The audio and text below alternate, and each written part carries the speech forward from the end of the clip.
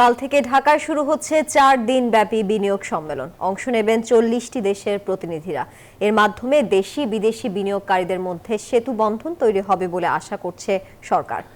রোববার সংবাদ সম্মেলনে এসব তথ্য জানানো হয়। সম্মেলনে এবার আমন্ত্রণ জানানো হয়েছে 3টি রাজনৈতিক দল, বিএনপি, জামায়াত এবং এনসিপিকে।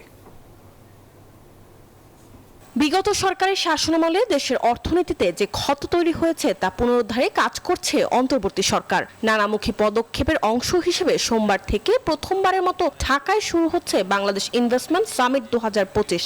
এই সামিটে যুক্ত হবেন দেশি বিদেশি বিনিয়োগকারী, ব্যবসায়ী, রাজনৈতিক নেতৃবৃন্দ সহ বিভিন্ন দেশের রাষ্ট্রদূত ও প্রতিনিধিরা। এই সম্মেলন বাংলাদেশের বিনিয়োগে নতুন পাইপলাইন তৈরি করবে বলে আশা সরকারের।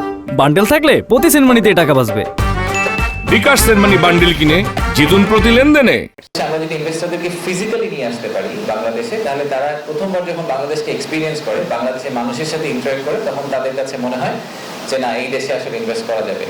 রোববার দুপুরে ফরেন সার্ভিস একাডেমিতে এক সংবাদ সম্মেলনে বিডা ও বেজার নির্বাহী চেয়ারম্যান জানান, এই সম্মেলনে অংশ নেবে 40টি দেশের বিনিয়োগকারীরা, যেখানে থাকবে চীনের পাওয়ার, চায়না ও আমেরিকার এক্সিলারেট এনার্জির মতো প্রতিষ্ঠানও।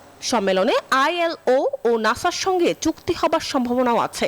তো আইএলওর সাথে আমরা এরকম একটা দ্বিপাক্ষিক চুক্তি স্বাক্ষর করার চিন্তা করছি। তার সাথে আরো বেশ কিছু মাল্টিল্যাটারাল ওটার মধ্যে ইনভলভ থাকবে। আমরা নাসার সাথে একটা চুক্তি স্বাক্ষর করার কথা চিন্তা করছি স্পেস এক্সপ্লোরেশন নিয়ে, নন মিলিটারি স্পেস এক্সপ্লোরেশন নিয়ে চুক্তি স্বাক্ষর করার চিন্তা করছি। সেটা নিয়ে আপনাদেরকে আমরা যেদিন চুক্তি স্বাক্ষর করা হবে সেদিন আপনাদেরকে আমরা আরো ডিটেইল। সম্মেলনে অংশ নিতে বিএনপি, জামায়াত ও এনসিপি এই 3 রাজনৈতিক দলকে আমন্ত্রণ জানানো হয়েছে বলে জানান বিডার প্রধান নির্বাহী। বাংলাদেশকে মরিয়ম আজিজ মরিন, নিউজ 24, ঢাকা।